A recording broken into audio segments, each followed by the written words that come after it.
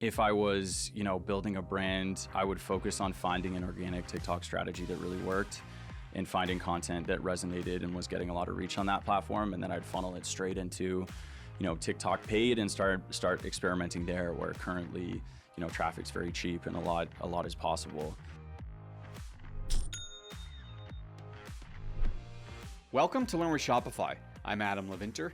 Established in 2011 and based in Toronto, Vitaly produces future-focused designs using stainless steel, the most recycled material on the planet. Each Vitaly piece contains remnants of machines, skyscrapers, or car parts, a cycle that continually influences their design practice, which is truly unique.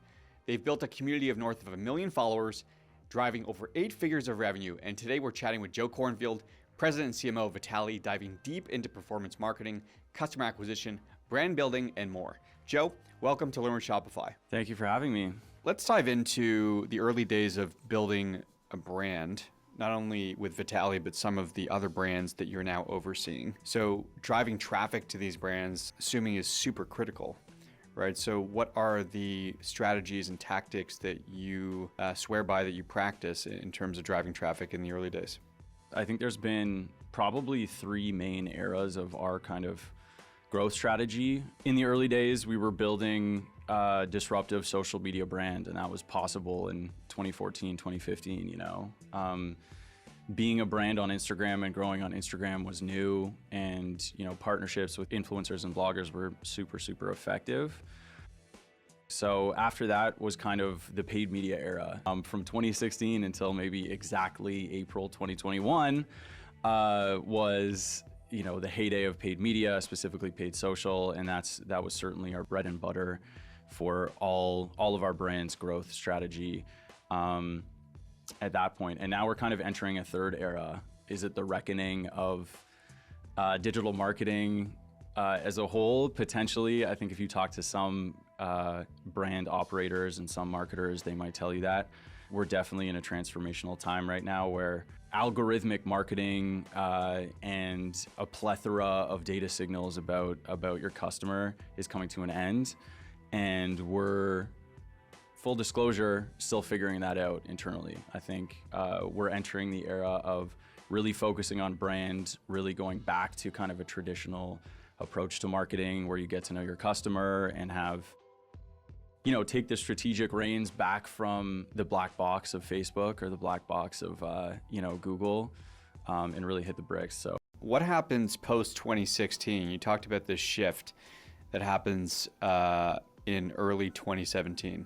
Yeah, so in 2015, 2014, the peak of Instagram for the beginning days of building a brand on the platform, we were doing partnerships with influencers and blogs that would garner us, 10,000 followers, tens of thousands of dollars of sales in one shot. So we actually made the decision in 2016 to stop influencer marketing altogether. That was around a 6-month period. And then we decided to kind of take another look at influencer marketing and approach it from a 100% organic perspective.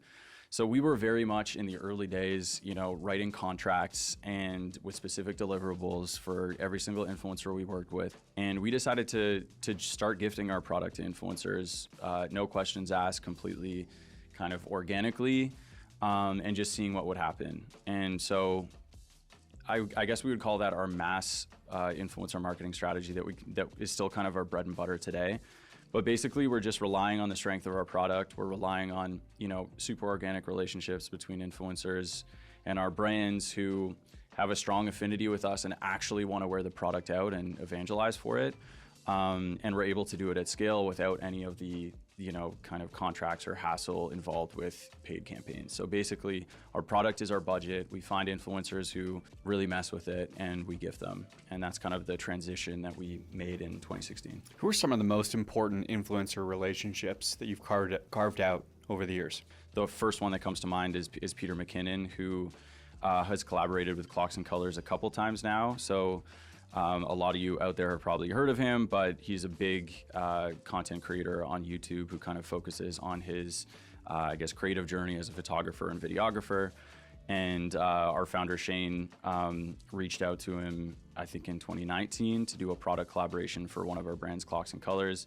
And it really again, exploded and transcended the realm of what influencer marketing, really is. He really created an entire brand onto himself, and we kind of have released a number of capsule collections with him. When you're not necessarily able to target a particular niche with Instagram ads anymore, okay, well, maybe we can, really go after a niche by finding the influencer or content creator who's has a strong affinity in that world and collaborate with them directly.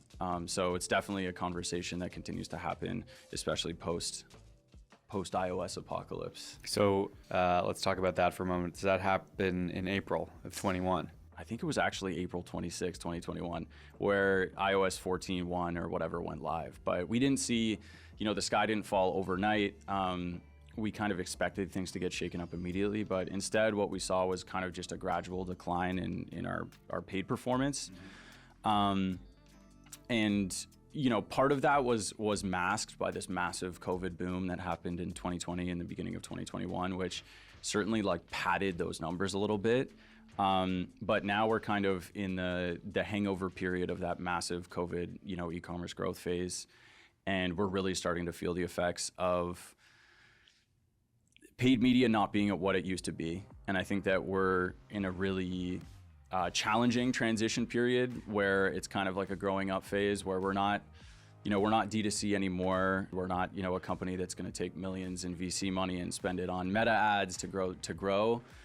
This is a future of, what can we do in terms of old school brand building, old school marketing, and become kind of weird as it is to say, a traditional house of brands. What do you suggest early stage D2C companies do to start to build that direct relationship with that customer? We're just entering the era of TikTok, and I think that we talked about Instagram in 2015 as being in its heyday and being an absolute the wild west of brand building with so much opportunity. I think TikTok is absolutely that today.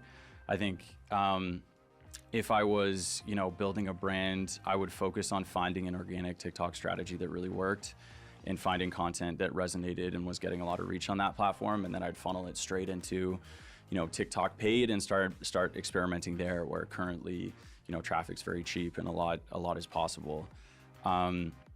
We ran a campaign with Vitaly recently where we just rebranded and launched this new logo that we call the Glyph, and we created these 8 pieces of found footage style video content that kind of featured the glyph appearing in strange places around the world, appearing in a storm cloud or, being rendered by a flock of birds. And we posted these all on TikTok and Reels, and a couple of them went super viral. We drove over 11 million views across both platforms on these found footage TikToks and Reels.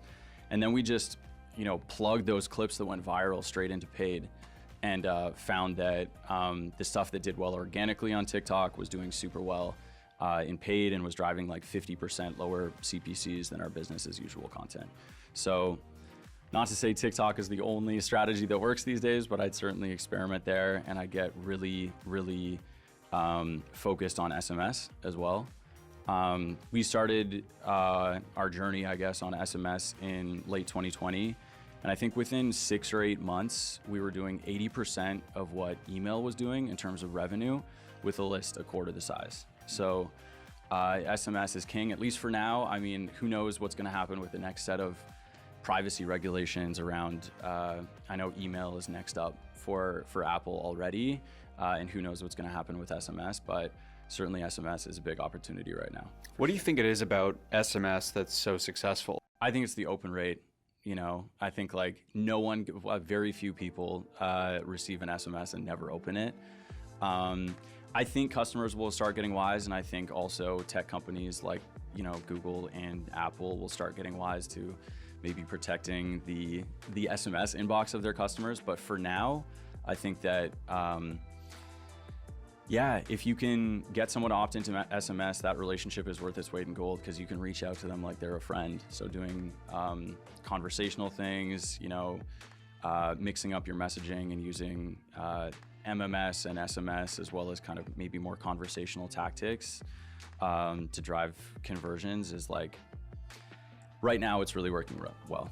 What are the pieces of customer feedback that have helped to shape your marketing strategies? We're doing a big round of customer research right now, both in a quantitative sense with kind of a big round of digital surveys just to reacquaint ourselves with the core demographic data of who our customers are, but also getting that kind of human data. So we're actually sitting down with our customers and having one-on-one conversations with them. In terms of how we action on that, tidbits like, what kind of artists are you listening to these days really inform who we're seeding as part of our gifting program and who we're targeting as part of our collaboration program. Let's come back to KPIs for a moment. I just want to ask you about CPCs because you brought it up in relation to TikTok. So return on ad spend is one metric that people track, CPA. You noticed that I mentioned CPC in relation to TikTok and not CPA. Yeah. So I just want to ask you about those metrics and which ones are most important, and should you pay attention to the same sorts of metrics on TikTok as you start to navigate that sort of paid ad arm of that channel versus what you were previously experimenting with on Facebook, for example? The benchmarks are certainly different. I did mention CPC as a benchmark for TikTok campaigns, which is not something we really measure against in our other performance channels, kind of an outdated metric. But I think the reason being the measurement tech just isn't there for TikTok yet. And I think that, we haven't done a deep kind of study on this internally, but other advertisers are talking about, a 30 or 40% underreporting in terms of actual ROAS and conversion value through like TikTok's own self-serve platform. The reason why I mentioned CPC is because we drive upper funnel metrics on TikTok. We find that that's where we're winning right now. Bringing people on site for the first time, having them consider the brand for the first time, and then having the opportunity to re-engage with them after they've signed up for our email or SMS list, or remarketing them down funnel in our other channels. That's the strength of TikTok for us right now. I think that other brands have certainly cracked the performance code in terms of true performance marketing on TikTok. To be completely honest, that's not how we're using it right now. We're using it very much as a kind of like very, very upper funnel brand awareness tool. What do you think the secret is to cracking that performance marketing code on TikTok? From what I'm seeing, in our ad accounts on a day-to-day basis, creative has the most profound effect on everything downstream. So, you can optimize campaigns with different targeting, layering interest targeting or lookalike targeting or whatever, or getting deep on demographics. But you're not really going to move the needle that way. What we've seen is that strong creative performs really well, and creative that doesn't engage performs terribly. So I think that's where, going back to the idea of finding your organic TikTok strategy and then simply bringing that strategy onto TikTok, I think is a great way to approach the platform. But certainly creative is king, as cliche as that is. So how are you guys thinking about content creation across these different brands, and how do you deploy that at scale? I think my answer will be true for a lot of brands these days, but UGC, what we call it internally, is community-generated content as opposed to user-generated content, is definitely our bread and butter for our social channels. So we are able to tap into that, gigantic roster of influencers and content creators who we reach out to through our gifting program, and kind of pluck our favorite content from that pool, as well as build relationships based on content generation with the creators who we find the most success with their content, kind of thing. So there's a lot of what we call community generated content, and then we balance that with our own kind of in-house editorial stream and in-house native social stream, and we just try to find a mix that works. But I think that, again, if I were a brand starting out, or if I was a brand struggling to reach creative scale, I would definitely tap content creators, tap influencers as a way to, kind of quickly reach scale and test on a high volume basis. Joe, thanks so much for being here. Appreciate you taking the time. Thanks so much for having me. One of the things we focused on most at Learn with Shopify is giving you the knowledge you need to succeed in business. So if you want to dive deeper into any part of the tips we've shared throughout this video, leave a comment below. We post new videos every week, so don't forget to hit subscribe and you won't miss an episode. Thanks so much for hanging out with me, and I'll see you next time.